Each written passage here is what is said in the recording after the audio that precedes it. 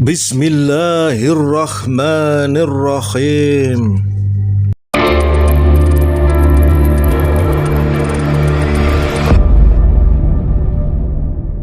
Assalamualaikum warahmatullahi wabarakatuh, Ustaz. Waalaikumsalam warahmatullahi wabarakatuh. Apa kabar, Ustaz?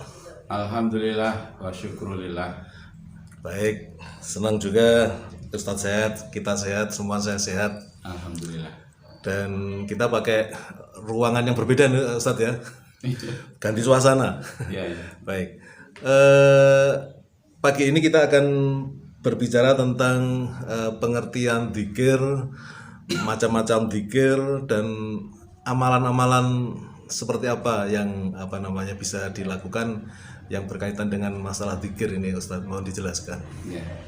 Jadi pengertian dzikir dari kata zakaro yadzkuru dzikron, artinya menyebut atau mengingat. Ya. Jadi dzikir itu menyebutkan, dan ketika orang menyebut sesuatu maka dia ingat pada sesuatu itu. Kalau zikrullah seperti ya ayyuhalladzina amanu zkurullaha dzikran katsira. Wahai orang yang beriman, ingatlah atau sebutlah Allah dengan menyebut atau mengingat atau zikir yang banyak. Nah, ini namanya zikrullah. Jadi zikir secara bahasa artinya mengingat. Mengingat Allah itu mengingat tentu saja rahmatnya, petunjuknya, anugerahnya, firman-firmannya seperti Al-Quran dan lain sebagainya. Nah, ada macam-macam zikir. Ada yang disebut dengan zikrun mubasyirun, yaitu zikir yang langsung menyebut Allah, menyebut nama Allah, Asmaul Husna, atau juga membaca Al-Quran itu bagian dari zikrullah al-mubasyir. Jadi menyebut Allah dengan langsung. Walillahil asmaul husna fad'uhu biha. Nah, jadi Allah mempunyai nama-nama, berdoalah dengan menyebut namanya. Nah, ada pula yang disebut dengan zikrun ghairu mubasyir, yaitu zikir mengingat, maksudnya mengingat Allah, zikrullah, tapi tidak langsung. Seperti mengingat Allah dalam pengajian. Dalam pengajian mengajak orang untuk menjauhi yang haram. Ini sebenarnya bagian dari zikrullah juga. Meskipun tidak menyebut nama Allah, tapi menyebut syariah atau aturan-aturan Allah. Menyebutkan halal dan haramnya sesuatu, itu bagian juga dari zikrullah. Ketika seorang itu misalnya bekerja di sawah, di pasar atau di tempat lain, lalu dia dari awal, dari berangkat, dia sudah berniat ya untuk bekerja karena Allah telah memerintahkannya untuk bekerja, dan dia bekerja itu mencari harta yang halal, mencari rezeki Allah ya, untuk keluarganya. Maka dalam dia bekerja dan sungguh-sungguh, itu sebenarnya kalau diniati karena Allah, itu juga bagian dari zikrullah, yaitu melaksanakan perintah Allah. Jadi dalam Al-Quran kata zikir ini banyak sekali ya. Sesuatu yang banyak disebut dalam Al-Quran pasti ada keutamaan-keutamaan, ada kepentingan-kepentingan. Tidak mungkin itu sesuatu yang biasa, yang remeh. Ya, misalnya di dalam surah Al-Baqarah ya, mulai dari Al-Baqarah ayat 152 ya. Fazkuruni, ya, maka ingatlah aku. Jadi ini perintah Allah pada manusia agar ingat pada Allah. Fazkuruni adzkurkum, ingatlah aku, niscaya aku akan ingat kepadamu. Washkuruli wala takfurun, dan bersyukurlah padaku, jangan mengingkari nikmatku. Atau sebelumnya pada ayat 40, ya Bani Israil azkuru nikmati allati an'amtu alaikum wa aufu bi ahdi ufi bi ahdikum wa iyaya farhabun. Wahai Bani Israil, ingatlah nikmat yang aku telah anugerahkan padamu, dan penuhilah janjimu padaku, niscaya aku penuhi janjiku padamu, dan hanya kepadaku lah hendaknya kalian tunduk atau takut. Nah, jadi banyak ya. Kemudian diulang lagi pada ayat 47, ya Bani Israil azkuru nikmati allati an'amtu alaikum wa anni faddaltukum 'alal alamin. Nanti diulang lagi ya. Termasuk juga dalam surah Al-A'raf ya, sebelum ayat terakhir yaitu wadhkur rabbaka, ingatlah Tuhan, wadhkur rabbaka fi nafsika, dalam dirimu, dalam jiwamu, tadzarru'a wa khifata wa dunal jahri minal qawli bil ghudwi wal asal wala takum minal ghafilin. Ingatlah Tuhanmu ya, dalam jiwamu ya, dalam tarikan nafasmu ya, pagi dan sore. Tadzarru'an dengan penuh harap ya, penuh rasa takut, wahifatan ya, wadunal jahri, tanpa harus mengeraskan suara, meskipun boleh juga mengeraskan suara. Wa asiru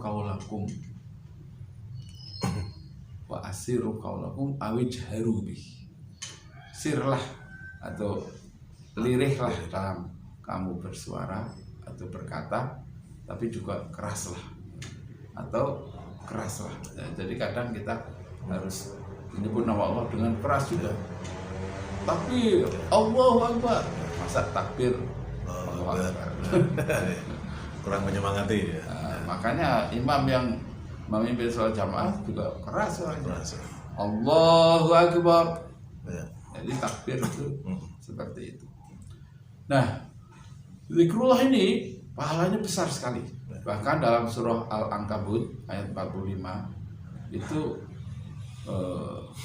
akbar, paling besar. Allah berfirman, "Utslu ma uhiya ilaika minal kitabi wa aqimis shalah, innas sholata tanha 'anil fahsya'i wal munkar wa la dzikrullahi akbar. Wallahu ya'lamu ma tasna'un." Bacalah apa yang telah diwahyukan padamu berupa Alkitab, yaitu Al-Quran, dan dirikanlah sholat. Sungguh sholat itu mencegah perbuatan keji dan munkar, dan wala dzikrullahi akbar. Sungguh zikir mengingat Allah itu akbar, ya, paling besar, ya, paling utama, paling banyak pahalanya. Allah ya'lamu ma tasna'un, Allah mengetahui apa yang kamu perbuat. Dan sholat itu juga bagian dari zikrullah sebenarnya. Dalam surah Toha juga disebutkan, aqimis sholah li dzikri, dirikanlah sholat untuk mengingatku. Jadi kita dalam segala waktu dan keadaan dimanapun kita harus ingat kepada Allah. Ingat ini boleh, ini tidak boleh, ini halal, ini haram. Jangan ketika ada uang lupa pada Allah. Ketika tidak punya uang baru ingat pada Allah. Ketika sehat lupa pada Allah. Ketika sakit baru ingat pada Allah. Nah, ketika tidak punya jabatan ya ingat pada Allah. Ketika naik pangkat baru lupa pada Allah. Jadi jangan seperti itu. Ittaqillah haitsu ma kunta, bertakwalah kamu, termasuk ingatlah Allah kapan saja, di mana saja. Demikian. Baik Ustaz. Kemudian di dalam pelaksanaan atau amalan dzikir itu ada yang kemudian ada hitungan tertentu gitu. Kalau seperti misalnya ketika habis sholat itu, selesai sholat kemudian dzikir, pembaca tahmid, tahlil dan itu kan 33 itu jelas hadisnya ada. Tapi juga ada amalan yang kemudian biasanya ini para pelaku thariqat atau tasawuf itu membaca kalimatullah itu misalnya sampai 5.000 misalnya, 10.000. Ini makna angka ini apakah ada katakanlah semacam hikmah atau di balik itu kira-kira maknanya apa jumlah-jumlah itu? Yang pertama ada yang disebut hanya banyak. Seperti dalam surah Al-Ahzab yang saya bacakan di awal tadi, ya ayyuhalladzina amanu dzkurullaha dzikron katsiran. Zikirlah yang banyak. Lalu yang banyak itu berapa? Pokoknya banyak. Banyak. Oke. Kapan? Pagi, sore, siang, malam, pokoknya Sepanjang waktu lah ya. sepanjang waktu. Lalu ada memang yang oleh Rasulullah disebut, misalnya tadi membaca Subhanallah 33, Alhamdulillah 33, Allahu Akbar 33, lalu ditutup dengan la ilaha illallah wahdahu la syarikalah lahul mulku wa lahul hamdu wa huwa ala kulli syai'in qadir. Jadi totalnya 100. Ini setiap selesai sholat zikir seperti itu. Tapi apa itu wajib? Ya tidak. Kalau kita waktunya sempit, ada kepentingan yang mendesak, ya mungkin tidak sampai 33 juga nggak apa-apa. Atau baca subhanallah walhamdulillah wala ilaha illallah wallahu akbar wala haula wala quwata illa billah. Misalnya seperti itu. Rasulullah membaca istighfar dalam satu hari tidak kurang dari misalnya 70 kali atau dalam hadis yang lain 100 kali. Ya. Inilah astaghfirullahaladzim bil yaumi aksar min sab'ina marrah misalnya. Jadi kita baca astagfirullahaladzim, astagfirullahaladzim, astagfirullah, atau ya astagfirullah. Tetapi semua itu bacaan zikir dari lisan kita hendaknya keluar dari hati kita. Ketika kita membaca subhanallah, kita betul-betul membersihkan, mensucikan Allah, maha suci Allah. Artinya kita juga harus suci, ya baik lahir maupun batin kita. Jangan sampai punya pikiran yang kotor, perbuatannya kotor. Nah, kemudian kita baca alhamdulillah, segala puji bagi Allah. Segala puji bagi Allah. Maka kita juga berusaha mempelajari atau meniru ya. Alhamdulillah segala puji milik Allah, bagi Allah. Jadi saya tidak punya hak untuk dipuji-puji ya, karena pujian-pujian itu justru hanya akan membuat saya merasa sombong dan sebagainya. Nah, itu adalah makna yang kita resapi ketika kita membaca lafaz-lafaz kalimat thayyibah. La ilaha illallah, la ilaha illallah, la ilaha illallah.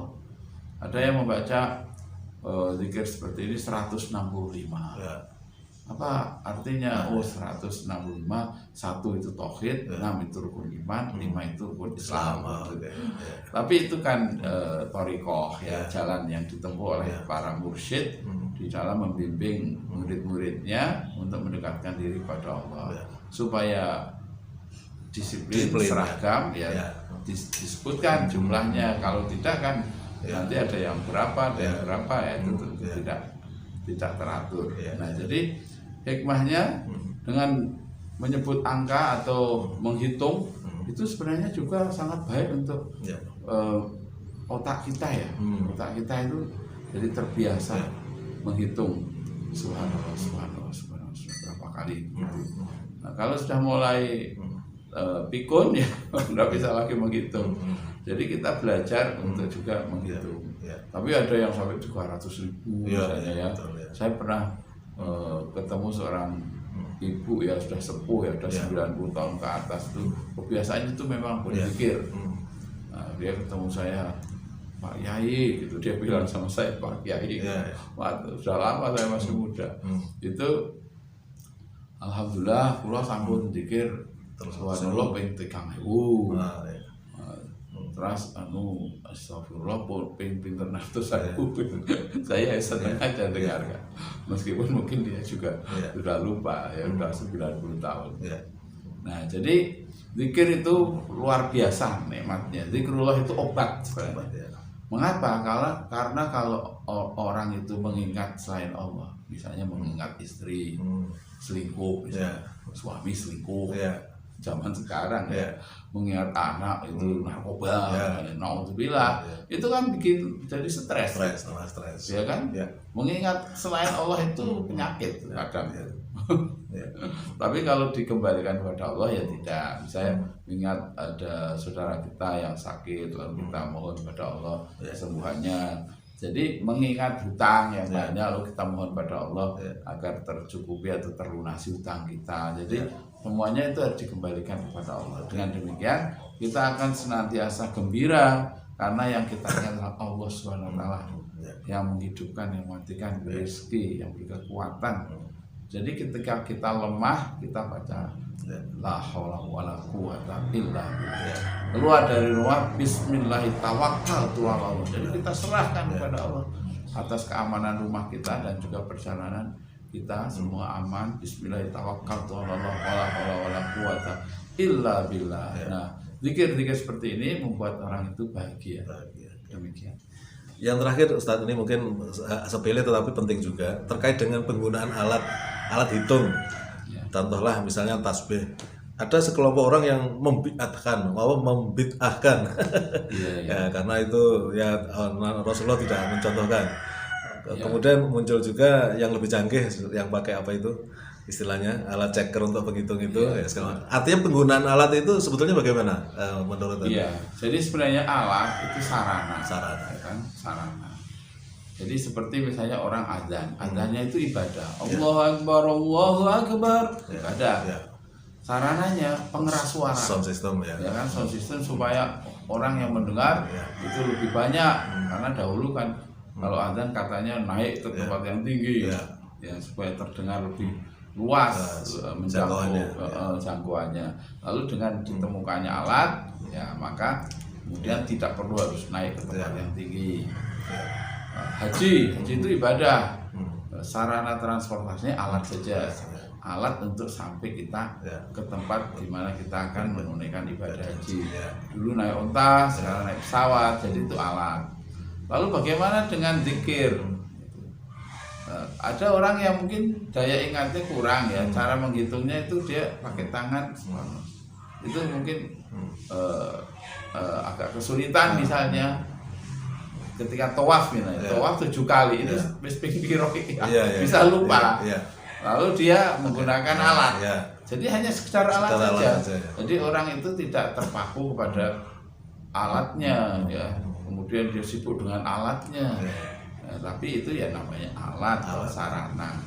Jadi menurut saya sarana tidak masalah asal tidak mengganggu kehusyuan. Jangan sampai khusyuk dengan alatnya, tidak khusyuk dengan zikirnya. Demikian Pak. Oke, matur nuwun atas penjelasannya. Mudah-mudahan kita menjadi ahli zikir semua nih Ustaz. Amin ya rabbal alamin. Assalamualaikum warahmatullahi wabarakatuh. Waalaikumsalam warahmatullahi wabarakatuh.